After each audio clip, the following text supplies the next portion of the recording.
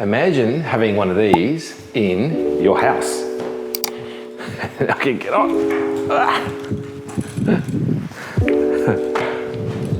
So at OTFC, we will design rooms, we'll design programs, and this is probably one of the most unique designs that we've had because it's a private home with a family that really wanted the opportunity for their son to do ongoing sort of sensory related work in a very safe way. What this client specifically showed me were pictures from overseas, and then funnily enough she asked would I do it, and I said no way, like no way. But knowing how much this mum really wanted to help her son and give him the best possible opportunities to develop, it made it a no-brainer for me in the end to say, okay, I'll give it a go.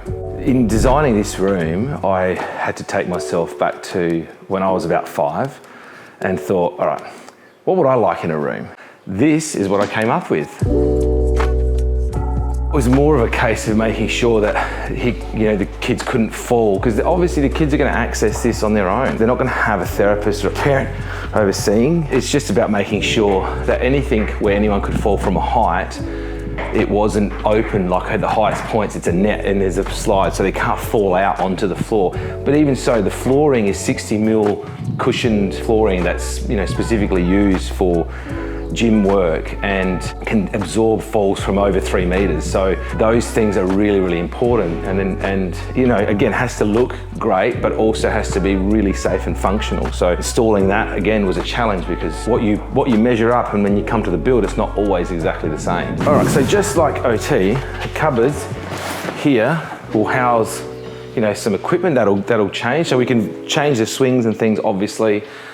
Store them away if they want to have it. Now, part of that storage also is in this design was making sure we had enough space so that this really cool room could be turned into a bit of a guest room as well. So, making sure that it's multi-purpose and functional. We wouldn't obviously have one of these in our gym, although at times I reckon it'd be awesome to have a bed to pull out from the cupboard so I could sleep.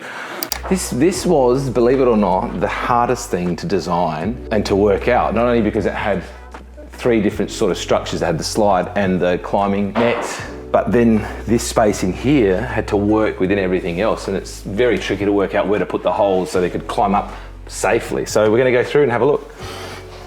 Okay, so in here you can, if you're a younger child, obviously you can stand up. So in here they'll probably put a little kitchen and some play stuff, but it was important there was enough room so they could be creative and design, but also safely climb up. Okay, next level. So you can't fall through any level and go more than one down. But so this is a 4-level build.